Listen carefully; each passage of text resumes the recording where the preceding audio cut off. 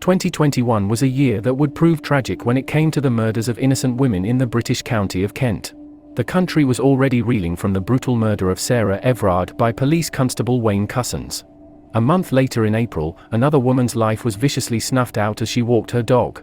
Julia James, aged 53, was the victim of a horrific murder in a rural setting, with the pathologist assisting on the case, later making the comment that Julia's head injuries were amongst the worst that he'd ever seen. Julia had been working in her community as a PCSO since 2008.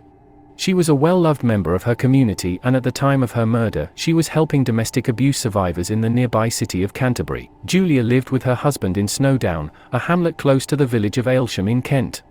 Both of these locations fall under Dover District, with Dover District generally being considered a safe and crime-free part of Kent.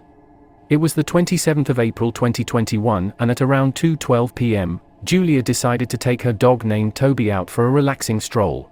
Julia wanted to stretch her legs, and since it was a nice day, she decided that a short walk wouldn't do no harm. Her residence was surrounded by isolated fields, but because Julia knew her community well, she was aware of the pathway walks in the vicinity. One such walk took her through a woodland area named Ackholt Wood. It has been said that Julia enjoyed taking in the scenery and wildlife in this forested area. I imagine that she felt comfortable here and had no way of knowing that something bad would befall her on this day. Unfortunately, Julia wasn't initially aware that evil was lurking in the woodland. As she walked Toby down a dog path, a young man with sinister intent watched her. He'd walked 1.5 miles from his home to the woodland 4 times prior and had seen Julia on multiple separate occasions. Julia had even told her husband that a creepy man was in the woods during a previous walk. However, she probably shrugged off her intuitions as paranoia. Clearly, he was planning on doing something bad, and these thoughts had been festering in his twisted mind for quite some time. The young man was 21-year-old Callum Wheeler. The 21-year-old was described as angry. Many young men are angry but learn to divert this energy into productive activities that eventually propel them toward success. In contrast to other young men, Callum wasn't doing anything constructive and had no qualifications or ambition to work toward something. He was unemployed, and according to people around him, he was a loner and often exhibited strange behavior. Wheeler lived on a new estate in Aylsham with his father and brother. He'd moved down from London a few years prior after his parents separated. At the time of this case, he had no known criminal history. However, his internet search history told a very different story.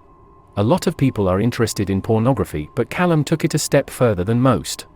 Internet search history revealed that he'd Googled the word rape in the time leading up to Julia's murder. It has been mentioned that he was highly sexualized, and based on this Google search, we can only imagine the sick things that he was looking up. Furthermore, all of this points toward a sexual motivation for the eventual crime.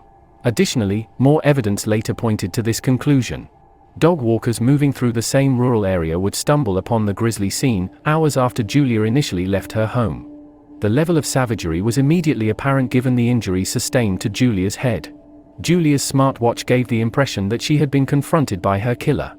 Adrenaline pumping, she ran from him, fleeing from the woodland to a nearby field.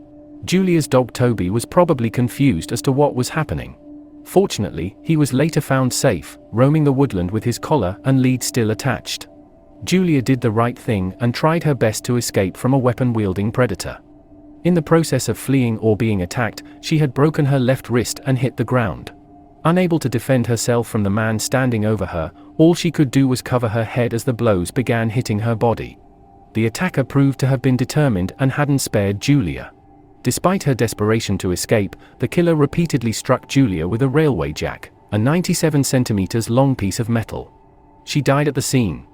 Having murdered a defenseless woman just trying to walk her dog, the killer's next movements were unclear. A later autopsy turned up no visible sustained or violent sexual assault indicators. However, the killer's DNA had transferred onto the left breast of Julia's vest. Julia had been wearing multiple layers of clothing. Callum Wheeler would be confronted by a gamekeeper in the local area the day after Julia was found murdered. He was acting suspiciously, carrying a Nike hold-all bag with a long object protruding from it. It would later be learned that this was the railway jack murder weapon. Moreover, it was the same bag and object that other local people had seen Wheeler carrying in the days leading up to Julia's murder. Oh mate, where are you up to? Right. Yeah. Alright, what's that about then? Yeah, where are you going then? Just all over the place, really, a bit nervous, just a bit not sure what to say. I think that he was. You then had the brainwave of taking a photograph of him, and that photograph has basically led to his being captured. You know, it helped him be identified and has helped bring justice to Julia's family. And there's been obviously a death at Accolt, down at Accolt at the moment. Accolt Wood near Dover, between Dover and Canterbury. Police were notified of the suspicious man, and quickly identified him based on photographs and CCTV provided to them by local residents. Based on the CCTV gathered from the community of Aylsham, an attempt to arrest Wheeler at his father's home was put in place. Kent police arrived at the home on May 7, 2021. Wheeler wasn't compliant and blocked his bedroom door to prevent police from arresting him. When he was finally handcuffed and taken into custody, he exposed himself to female officers and attempted to rub his wand. Wheeler must have known that the gig was up because he'd already crashed out and taken the life of an innocent woman. The murder weapon was still in his bedroom and contained Julia's DNA. Additionally, his all-black Nike Air Forces had Julia's blood on them. Whilst in custody, Wheeler began to tell on himself, making comments that Julia deserved to die, saying that his case wasn't normal because Julia was part of the police. To make his situation worse, he said that if he was freed, he'd go back to the same woods to rape and kill a woman. Now, we already know that a sexual motive was likely, given the details just mentioned. However, it has been put forth that Julia may have been targeted because of the fact that she was a PCSO. Wheeler claimed not to have known Julia. Still, he was a local and had run-ins with other PCSOs in Aylsham before Julia's murder. 10 days prior to Julia's murder, some had even encountered him on his doorstep. Wheeler had called them to his house for whatever reason and claimed that they weren't real police. Yeah, apologies. We've got an answer now. We're just speaking with the mail now. We'll update you shortly.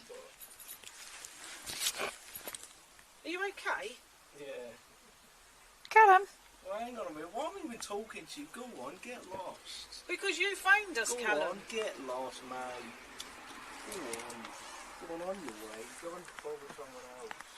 But we wasn't bothering you. I'm talking to you. You're probably not even a real police anyway. Your phone rings. Okay. Is your dad there then? Phone rings. Is your dad there?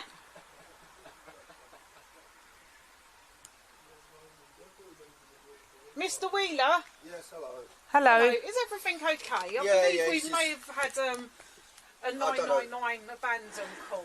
Yeah. Sorry. That's all right. That's okay. Yeah. Is everything okay? Yeah, he's all right. I don't know why he just done it for some reason. I'm not sure. It should be apparent that Wheeler was a ticking time bomb, and it's obvious that he wasn't all there mentally. In the days after Julia had been killed, he looked up 2 articles about her case. It would seem as though he wanted recognition from her murder because he was a loser with nothing going for him. The murder of Julia James was shocking to those of us living in the UK. When a woman just walking her dog becomes the victim of a crime like this, you begin to wonder how safe you really are. Kent is the Garden of England but contains some very disturbed killers who prey on good, kind-hearted women. Julia's husband and children miss her terribly. It is sad to see one person's decision impact so many people. Rest in peace, Julia James. Wheeler was given a life sentence for the murder of Julia James in 2022. He will have to spend a minimum of 37 years in prison. Even then, it's unlikely that he'll be released.